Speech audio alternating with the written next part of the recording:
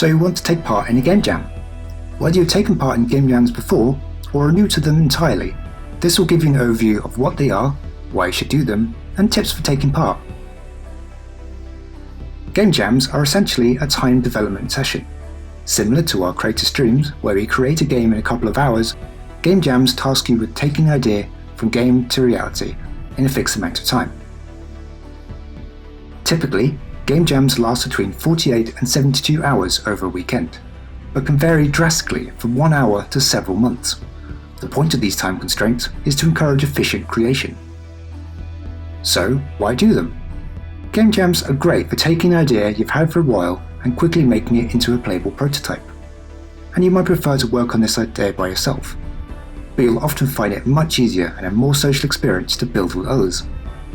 Crayta is great for collaborating as a team, as you can all be working on different parts of a game at the same time, can quickly test, and get multiple people's feedback instantly. With these time constraints, you'll hopefully go from an idea to an actual playable game at the end of it, which is a great way to realize a game concept and build a portfolio. Because you are building to a fixed time limit, you quickly learn how to effectively manage your time, be it limiting how long you spend working on a particular feature, or how long you wait until you start testing. Game jams are great for making you value your own and your team's time. Perhaps most importantly, game jams are great for developing and improving your game creation skills, whether they are hard skills like coding and art, or soft skills like scoping, design, and management. If you choose to work in a team, having only a short amount of time to build the game together will give you and your team valuable experience in working closely together, managing each other's times and skills, as well as effective communication and teamwork. And of course, they're fun. Going into them, game jams can look like a lot of work, but ultimately, the point is to enjoy the process of learning and creation, with the bonus of having something tangible at the end. So, what advice do we have for taking part in a game jam? Well, first off, the biggest reason why game jams wind up without a finished project is because of scope. It is very easy at the beginning of a game jam to let your imagination run wild and think of all the mechanics, gameplay, and exciting things you want in your game to have. But everything takes time. The best advice I can give you is to take whatever you scope and halve it. Figure out the core components that you need for this game to be functional and cut out everything else. Maybe you wanted 5 different mechanics, cut it down to 3. So now you'll have this distilled scope with all the extra stuff cut off. But you're still probably not going to get all of that into your game, so cut it in half again. Have just one mechanic, but focus on making it great. Cut off the other levels and focus on making just the one you have decent. You can expand later if you have time, but for now, focus on just the literal core of your game and nothing extra. Once you've got your scope and idea, it is very tempting to just jump in and start building. But as Benjamin Franklin once said, failure to plan is planning to fail. Grab a copy of our game design document template, or just get a piece of paper and think. What exactly is your game? How do you win? What causes you to lose? For your core mechanic, what exactly do you need to do?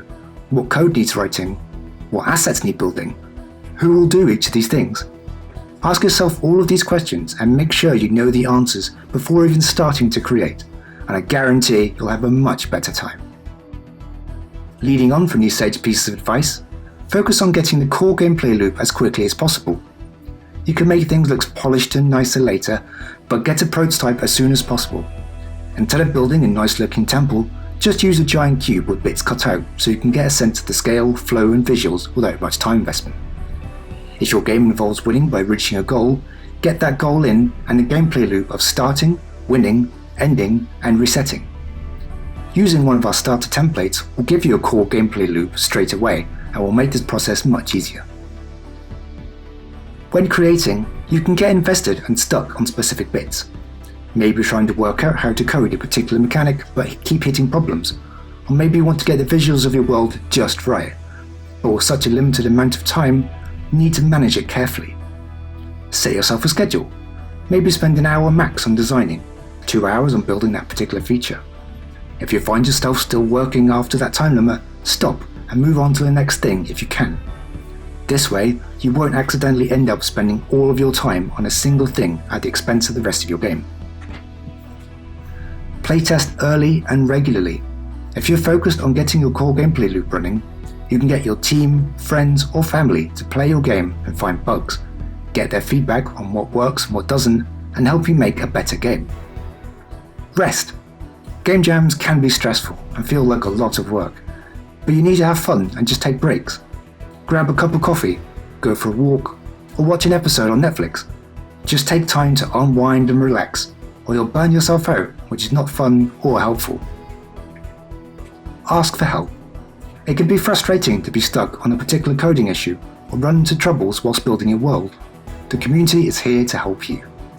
Join our Discord at discord.gg/Crayta and ask questions, help, or anything, no matter how trivial you think it is.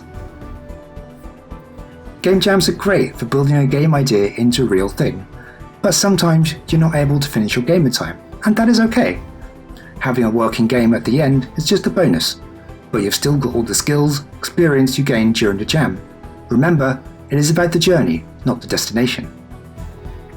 With these bits of advice, we hope you have a great time taking part in one of our game jams. Remember to rest, relax, and have fun building games. Good luck!